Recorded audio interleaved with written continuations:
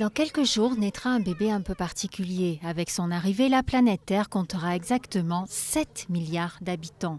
Il verra le jour probablement en Afrique, en Somalie par exemple, où les femmes ont en moyenne 7 enfants, ou en Inde, appelée à devenir le pays le plus peuplé au monde dans 20 ans, devant la Chine. La courbe démographique des humains est spectaculaire.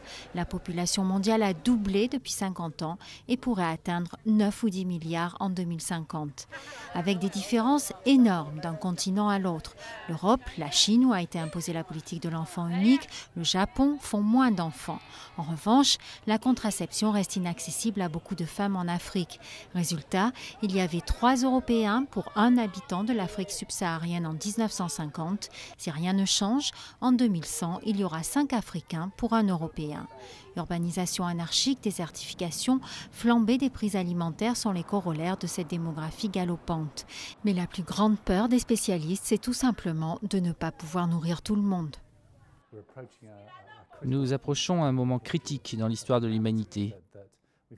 Nous avons eu 60 ans d'amélioration lente, avec moins de gens souffrant de la faim, moins d'enfants qui en mouraient, des progrès dans les conditions de vie. Ces avancées sont maintenant en danger à cause d'une combinaison d'échecs dans l'agriculture et de problèmes liés au changement climatique. En témoigne la famine qui frappe aujourd'hui plus de 10 millions de personnes dans la Corne de l'Afrique. La démographie pose aussi d'énormes défis aux pays développés. L'espérance de vie dépasse les 80 ans, la doyenne des Français a plus de 110 ans.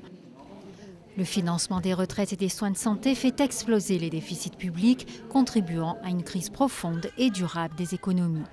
Pour certains experts, la clé se trouve dans le contrôle des naissances en Afrique ou en Inde et dans une immigration bien gérée dans les pays vieillissants.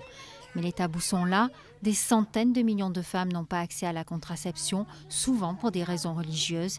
Et l'immigration, mal vécue dans nombre de pays, ne concerne à ce jour qu'une infime minorité. Seulement 200 millions de personnes, 3% de la population mondiale, vivent en dehors de leur pays de naissance.